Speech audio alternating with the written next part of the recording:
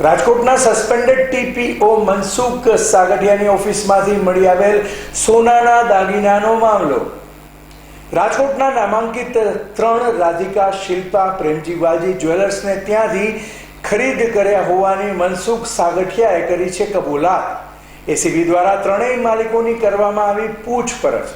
સમગ્ર મામલે રાધિકા જ્વેલર્સના માલિક અશોક ઝીંઝુવાડિયાનું નિવેદન। સાગઠિયા સાથે અમારે કોઈ લેવા દેવા નથી। કદાચ સાગઠિયા કે અન્ય કોઈ આવ્યા હોય તો અમારી દુકાનથી આવીને દાગીના ગ્રાહકો ખરીદી કરે છે।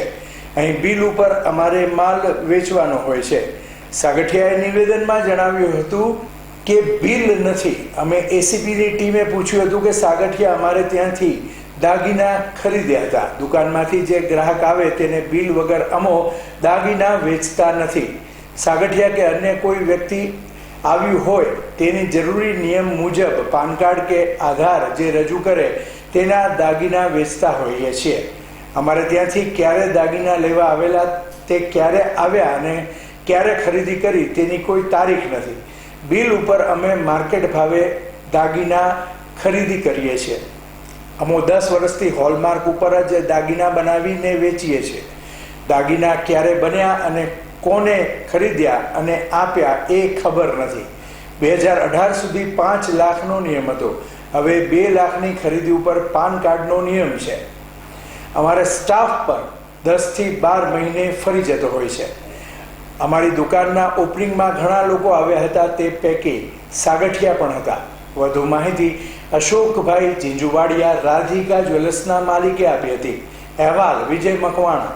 સાગઠિયા સાહેબ સાથે અમારે તો પર્ટિક્યુલર કોઈ એવો નાતો નથી। એ ક્યારેક અમારા શોરૂમમાં ખરીદી કરવા આવતા હોય છે। હવે નીચેથી કાઉન્ટરમાંથી કંઈ ને કંઈ શોપિંગ કરીને જતા હોય અને જે બિલની ફોર્માલિટી મુજબ એના રાબેતા મુજબ બિલ બનાવી દેતા હોય। કયા નામથી કોણે કઈ ખરીદી કરી છે એ અમે ઓળખતા ન હોય। પર્ટિક્યુલર વ્યક્તિગત સાગઠિયા સાહેબ તો ક્યારેક મારી દુકાને આવ્યા હોય એકાદી વખત, તો બહુ આઈડિયા નથી અને બહુ જૂની વાત છે આ। કેટલા વર્ષોથી કે અમે ખરીદી કરીએ છીએ। હવે ક્યારે કોણ ખરીદી કરી જતું, રોજના 100 થી 150 બિલો બનતા હોય।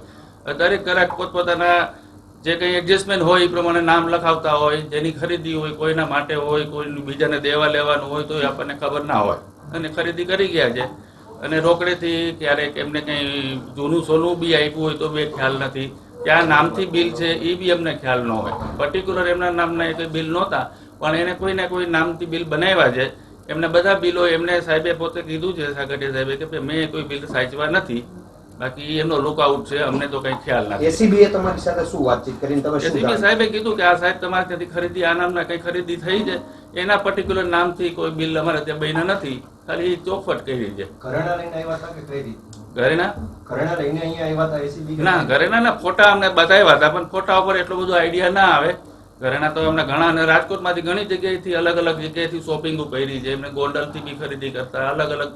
હવે ક્યાંથી કઈ વસ્તુ પર્ટિક્યુલર લીધી હોય તો દાગીનો જોયા વગરનો કોઈને આઈડિયા આવે। અશોકભાઈ, તમારી સાથે વાતચીતનું માત્ર કારણ એટલું છે કે આ બેનાની સંપત્તિ છે। 22 કિલો જેટલું સોનું ચાંદી મળ્યું છે, એમાં રાધિકાનું પણ સોનું છે। તો આ વ્યવહાર છે એ કઈ પ્રકારનો વ્યવહાર, કે બિલથી થયેલો છે કે કઈ પ્રકાર? નહીં, બધું મારે ત્યાંથી કોઈ પણ આઈટમ બિલ વગર નીકળી ન હોય।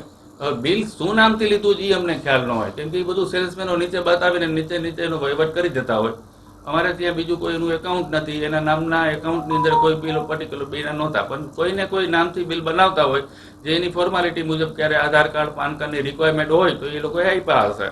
સાગઠિયાના નામે કોઈ બિલ્ડરો સોનું ખરીદી ગયા હોય અથવા તો કોઈ નામો એવા તપાસમાં સામે આવ્યા હોય? ના, એવું કઈ નથી। એમને આવા કોઈ બિલ્ડર આપના જાણીતા હોય આ સોનાનો દાગીનો આવડો મોટો બન્યો હોય, આપના ધ્યાને તો હોય જ ને, કારણ કે અશોકભાઈ આવડો સોનાનો દાગીનો જ્યારે બનતો હોય ત્યારે આપના નજરમાં સૌથી પહેલા આવતું હોય છે કે આ કોણ બનાવે છે, કોણ ખરીદનાર છે, તો એ તો સામે આવ્યું હોય છે। મારે ત્યાંથી એવી કોઈ મોટી જ્વેલરી પણ એને કદાચ લીધી હોય તો ખ્યાલ નથી મને। આ તો બહુ જૂની વાત છે। એ તો કે હું 10-12 વર્ષથી લેતો આવું છું સોનું, દરેક જગ્યાએથી લેતા હોય। અત્યારે આ લોકો પસંદગીનો વિષય જ્યારે બૈરાઓ આવતા હોય અને લઈ ગયા હોય તો અમને ખ્યાલ ન હોય। અને રોજના મારે ત્યાં 50 શું સિસ્ટમથી ગ્રાહકોને આપવામાં આવે છે? ગ્રાહકો નીચે સિલેક્શન કરી જતા હોય। ક્યારેક સાથે પૈસા લાવ્યા હોય તો ઠીક છે, નહીં તો સવાર સાંજ પછી લઈ જતા હોય। એટલે જે દાગીનો સિલેક્શન કર્યો હોય માર્કેટ ભાવથી એનું બિલ બન્યું હોય ને એને પેમેન્ટ કર્યું હોય। બિલ વગર અથવા રોકડેથી કઈ રોકડેથી કરી શકે, બિલ વગર મારે ત્યાંથી આઉટ જ ન થાય, કેમ કે હોલમાર્ક કલર દાગીનો કોઈ દિવસ અમે છેલ્લા 10 વર્ષમાં બિલ વગર નથી વેચ્યો। તમને આ બિલમાં કોઈ બિલ્ડરો એવા આવ્યા હોય આપના ધ્યાને કે બિલ્ડરો કોઈ ગિફ્ટ આપ્યું એવું કોઈ નજરમાં બિલ આ કોઈ બિલ બનાવ્યું હોય બિલ્ડરના નામે હોય એવું ના, આપના ના, ના, એવું કારણ કોઈ ધ્યાન એમને આ દાગીનો કેના નામનો એ આપણે તપાસવું કઈ કઈ ના ખબર પડે ને સાહેબ. બિલ હવે ક્યારે કેટલા ટાઈમ પહેલાનો દાગીનો થી બી ખ્યાલ નથી. મને યાદ છે ત્યાં સુધી છેલ્લા 1.5-2 વર્ષથી તો અમારે ત્યાં કોઈ આવ્યું નથી. બીજાના નામે લઈ જતો એવું બને પોતે બની શકે એ તો તમે જ આવો મારે ત્યાં, તમે કહો કે મારે આ વીટી લેવી છે ને તમે બિલનું નામ લખાવો, હું બનાવી દઉં, તમે પૈસા આપો. પછી મારે કોનું નામ છે ને શેનાથી મારે મતલબ જ નથી કઈ. પાન કાર્ડની જરૂરિયાત કેટલા રૂપિયામાં 2 લાખ ઉપર અત્યારે છે. પહેલા 5 લાખે હતું, એ હવે 2 લાખ થઈ ગયું. 2018 સુધી 5 લાખનો નિયમ હતો, હવે 2 લાખ છે. અશોકભાઈ તમે કીધું 10-12 વર્ષથી આ ખરીદે છે સોનું આ કોણ ખરીદે એમને છે? એમને એવું સ્ટેટમેન્ટ આપ્યું છે, પણ આ બધો દાગીનો બહુ જૂનો છે. એમને જે ફોટોગ્રાફ ઉપરથી જોયું તો દાગીનો બધો બહુ જૂનો હોય એવી રીતનું દેખાતું હતું ફોટામાં.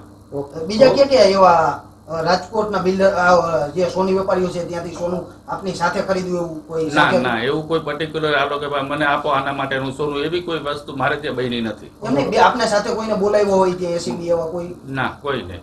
ઓકે ગોંડલના શોરૂમ એવો કયો ગોંડલનો શોરૂમ જે આપ કહી રહ્યા છો કે ત્યાંથી પણ અરે ગોંડલના સ્ટોરમાં અહીંયા અમારે એમ ખીમજી જ્વેલર્સ કરીને હતા, એ એમના કંઈક જૂના એના બાપ દાદાના વખતથી એ લોકો અહીંયા પરિચિત હતા એવું એમ કહેતા હતા. વાત થઈ હતી કે ભાઈ જૂના મૂળ ગોંડલની આજુબાજુના કે ગામના હશે, એક્ઝેક્ટ તો આપણે બી પરિચિત નથી. અને પર્ટિક્યુલર અમારે સાગઠિયા સાહેબ સાથે બીજો કોઈ પરિચય નહીં. અમારે કોઈ દિવસ એનું કામ ન હોય, લેવા આવ્યા હોય તો લઈને વયા ગયા હોય.